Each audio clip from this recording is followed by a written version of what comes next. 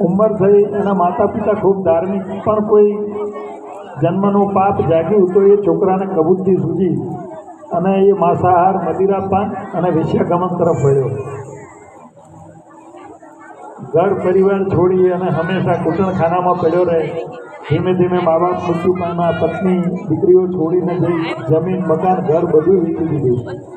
છેલ્લે સમય એવો આવ્યો કે કૂટણખાનાની બહાર જ પડ્યો રહે અને અલગ અલગ વિષયોને ખુશ કરવા માટે ફૂલ કે વેણી એવું લઈ આવે અને એ ફૂલ બધા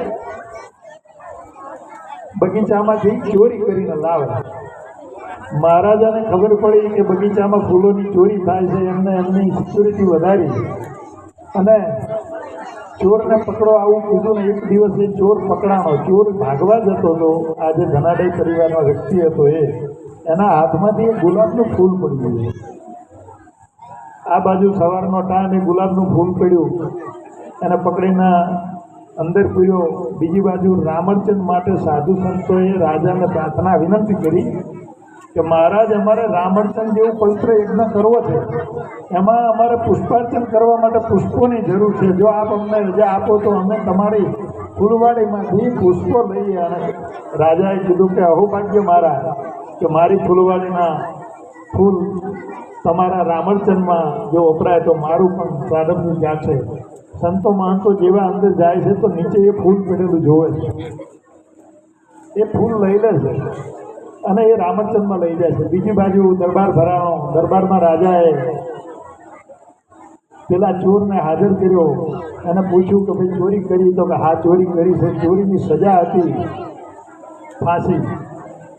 સાંજ પડો તો થયું, નક્કી થયું કે એને ફાંસી આપવાની. સાંજે ગામ વચ્ચે લાયા, એને ફાંસીની તૈયારી થઈ. આ બાજુ રામચંદ્રમાં એનું જે પડી ગયેલું ફૂલ હતું એ ફૂલ નહીં વપરાશ થઈ, એ ફૂલનું વર્તન થયું. આ બાજુ એને ફાંસી થઈ. યમદૂતો આવીને ઊભા થાય એનો જીવ લેવા.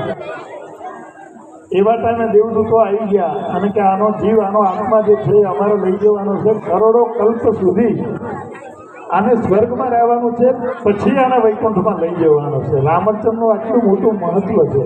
માત્ર એને એક પડેલા ફૂલનું આટલું મોટું ફળ છે. જ્યારે આ મહાત્મા તમારા ગામમાં અવારનવાર રામચંદ્ર કરતા હોય છે. બોલો, તમારું ગામ કેટલું ભાગ્યશાળી છે.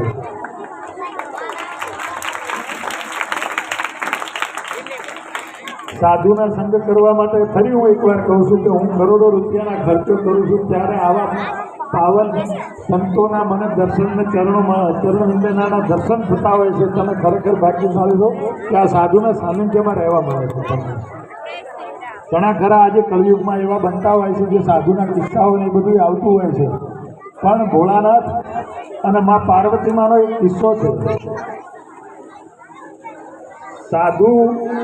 સાધુતા પ્રત્યે એમને કેટલો બધો લગાવ. ભોળાનાથને રાજી કરવા હોય કે ભગવાન નારાયણને